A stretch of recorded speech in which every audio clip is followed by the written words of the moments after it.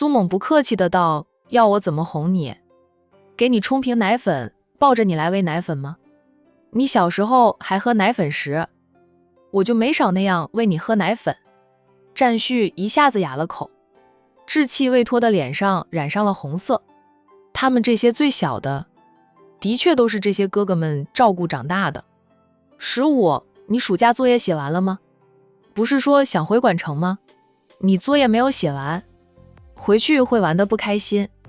战旭说道：我都是毕业生了，9月读初中，没有作业，就是哥哥将他初中的书本找出来给他自学，然后给他买了不少卷子，要求他每天自学完之后找到相应的卷做一做。哥哥下班回来还要检查的，自学没有学通透的，哥哥就会给他讲解。哥哥说提前预习，开学后他的成绩才能稳在前排。哥哥们读书都很厉害，姐姐也是。不提读书学习，战旭觉得自己有那么多哥哥，很幸福。可一提到读书学习，战旭恨不得哥哥姐姐们全都消失，因为他们个个都是学霸，带给他们这些小的很大的压力，都不敢放松一点，怕放松了就掉队，学得不好，对不起哥哥姐姐们的辅导。贝贝，你说晚上咱们出去逛街的，带上15去一趟新华书店，给他买几套试题让他写，免得他太闲了，看着就嫉妒他。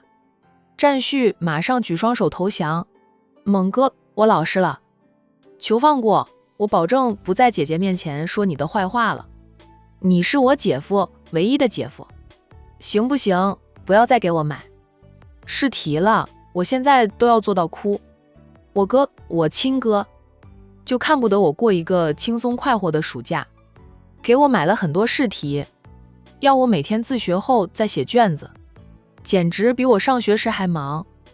没事，猛哥知道你聪明，速度也快，多买几套试题给你做，你也写得完的。战旭立即说道：猛哥，你陪我姐散步哈，我回屋里吹空调，外面太热了，还是在屋里吹空调，吃雪糕，看电视爽。说完，战旭转身就跑了。苏猛哼了2声，跟我斗，还嫩得很。贝贝说你吓到15了。苏猛牵住他的手，2个人并肩着走。不吓一下他老说我的坏话，还说要换姐夫呢。电灯泡那么大盏，还刺眼，不把他吓走，我都不能好好陪你。我磨你哥磨了很长时间，他才肯批我几天的假，就这么几天假，我1分钟都舍不得浪费。小19马上就要过来了，他一来就是你身上的挂件。苏猛说道：要不是你的小堂弟，我都不让他进你的身，每次看到他霸占你，我就想把他提溜出去。贝贝失笑，19还是个上幼儿园的小孩子，平时看你也很疼他呀。他不霸占你的时候，我是很疼他的。他最小吗？嘴巴甜得很，谁不喜欢他？霸占你的时候，我就是看他不顺眼。他偏头看苏猛，苏猛俊美非凡，侧颜都很帅，论颜值，他们俩般配得很。猛哥，贝贝问他，你要不要和别人尝试一下？真的就吊死在我这棵树上？喜欢你的女孩子应该不少的吧？苏猛停下来，认真的道：贝贝，从我6岁开始，我就跟你哥说，等你长大了，我要娶你为妻，要一辈子对你好。这20年来，我都在等着你长大，照顾着你，也赶跑了不少爱慕你的情敌。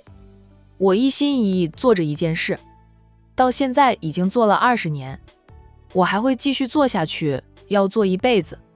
我不喜欢大片的森林，就喜欢你这棵树，愿意在你这棵树上吊一辈子。喜欢我的女孩子，我管不着，但我的心里只有你，我的心也只给了你。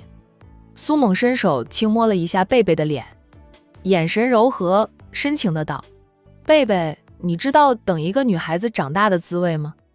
我等你等了那么多年，才等到你现在大学毕业。虽说我们还不会结婚，但我是把你当成老婆对待的了。我爱你如命。贝贝与他对视片刻后，说道：“我才22岁，没那么快嫁人的，我们真走到结婚那一步，至少还要5、6年吧。我爸妈都说要留我到27、28岁，我有可能会选择在30岁才结婚。你还愿意等那么长时间？”苏猛笑：“20年我都等了，还在乎再多等几年吗？我也不要求你现在就嫁给我，哪怕我做梦都想娶你过门。你还要继续深造，也要搞事业，知道你接下来的几年里都会很忙。我可以等，我也会陪着你，不管你做什么，我都陪着你。你也不用担心任何事，天塌下来我都帮你撑着。你只管放手去做你想做的事，累了就往我怀里靠一靠，休息休息，休息够了继续往前冲，我在你身旁给你护航。”贝贝心里还是很感动的，他主动拉着苏猛的手，两个人继续往前走。猛哥，我没想到你也能说这么甜蜜的话。苏猛说道：“那是我的真心话，你要当成甜言蜜语也行。你有没有想过，万一我不接受你，只把你当哥哥看待，你怎么办？”想过，所以我一直和你哥哥们不一样，对你总带着男人对女人的态度，让你既把我当哥哥看待，也当男人看待。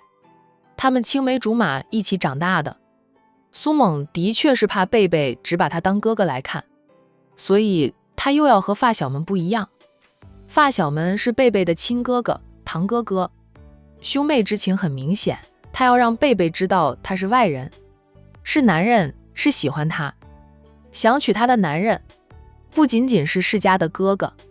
猛哥，这么多年难为你了。苏猛说道：“我不觉得难，一切尽在我的掌控中，有一个目标让他去奋斗，他只觉得幸福，从不觉得难为。他对贝贝做过的事，对贝贝的好，他还会继续做下去，要做一辈子的。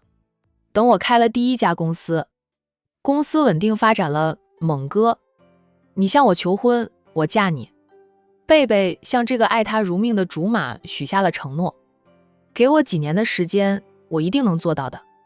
苏猛宠溺地道：“好，3年、5年，多少年我都等你。”以贝贝的聪明才干来看，他可能等上3、4年就能抱得美人归了。两个人继续沿着后院的林荫小路往前走。欧阳家虽说不如悠悠山庄，但对于一般的别墅来说很大的了。后院很安静，有绿树成荫的小路，也有小桥流水，点镜回廊。午后在这里散散步，吹吹风，倍感舒适。站远的2个儿子，最小的都12岁了，家里就很安静。风吹来，树叶发出沙沙声响，偶尔打破欧阳家后院的安静。要不要坐一坐？看到前面的那座凉亭了，苏猛温柔地问着贝贝。也行。苏猛拉着他朝那座凉亭走去。想起你小时候就是1、2岁的年纪，走路还容易摔跤，又总爱跟在我们的后面跑。我们在你们家老宅里疯跑，你摔倒了，不是宝宝回头扶你，就是我。你哭了，我们赶紧哄你，怕你的哭声被大人听见。你是所有人的宝贝疙瘩呢。我每次来你家里玩，出门前我爸妈都对我千叮万嘱的，千万不要惹你哭，要疼你爱你保护好，说几家人之中就你一个女娃娃，要照顾好你，所以我们最怕你哭，怕大人们指责我们没有照顾好你，哄住你了，我们就轮番抱你或者背你继续去玩。悠悠山庄很大，有好多凉亭供大家休息的。苏猛记得儿时他们要进凉亭休息时，都是冲啊跑啊，然后贝贝经常因为腿短跑得不快，但又心急，就会扑倒在地上，哭的那叫一个伤心呀。是吗？我都没有印象了。自我有记忆以来，我都是跟在你们后面玩的。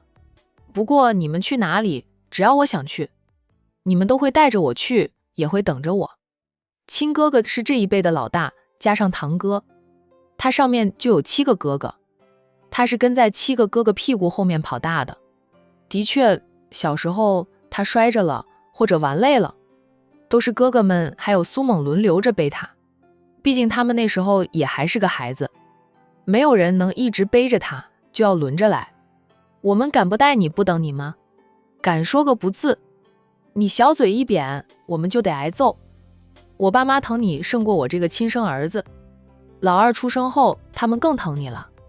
老二还没有出生时，父母盼着老二是个女儿，对他这个长子还是很疼爱的。等老二出生，见到又是个带把的，父母怕女儿失败了，对贝贝就更加疼爱了。特别是他6岁大的时候，跟宝宝说，他长大要娶贝贝做老婆。父母知道后，越发的疼爱贝贝。他妈妈说的，他那是疼未来的儿媳妇。贝贝笑，他觉得自己是天底下最好命的人。别说他出生于富贵之家，就算是一般的家庭，他有那么多的兄弟，与他家交好的人家也都是生的儿子，几家长辈都疼他，他也是命好的不得了。他上初中还是走读的，读高中时他要住校。开学那天，所有长辈还有兄弟开着10几辆车送他去学校，带去学校的东西他一样都不用拿，全被哥哥们帮忙拿了。不知道的人还以为他是去学校登机呢，叫他们不用特意送他去的。家里有司机，让司机帮忙把他的行李箱及床上用品送去学校就行。可是大家不听他的，有一个人要去，大家都要去，好像不去就吃了大亏似的。在学校里从来没有人敢欺负他，一来他是学霸，是学校老师们的宠儿，二来就是开学第一天，一大家子浩浩荡荡的送他去上学，大家都知道的，谁敢欺负他？他读高1的时候，他还有堂哥在读高2、高3的，跟他同一所学校，在学校里也能罩着他。受打扰最多的就是帮哥哥们收情书，他倒是没有收过情书，没有人敢给他送情书，知道他有一个青梅竹马，也害怕他10几个兄弟，所以他都是帮哥哥们收情书，收到手软也没有一封是自己的。小礼物也收了不少，小礼物倒是有他的。那些想追求他哥哥们的女生，知道讨好他，给他哥哥们准备礼物时，也会给他这个信使送点好处。他还帮苏猛收过情书呢。当他把女生要送给苏猛的情书交给他时，他那个气啊，当着他的面就撕掉了那些情书，看都没有看，然后第一次冲他发火，警告他以后不许帮他收情书。他是第一次看到苏猛发火，以前他总以为这个大哥哥很好脾气，因为他在他面前总是笑眯眯的，不管他说什么做什么，他都不会生气。苏猛告诉他，他是他的竹马，他不能将他推给其他女生，不许他再帮他收情书及小礼物。贝贝除了点头还是点头，一句话都不敢说。从那次之后，他就再也没有帮苏猛收过情书以及礼物。不知道苏猛还做了什么，后面也没有人给苏猛送情书了。君怡他们还是很疼你们的，你们才是亲生的呢。贝贝笑道。2个人步入了凉亭，选了个阳光晒不到的地方坐下来。在他坐下之前，苏猛掏出纸巾擦过了凳子才让他坐下。他的体贴真的是20年如一日，他做习惯的事情已经刻入了他的骨子里头。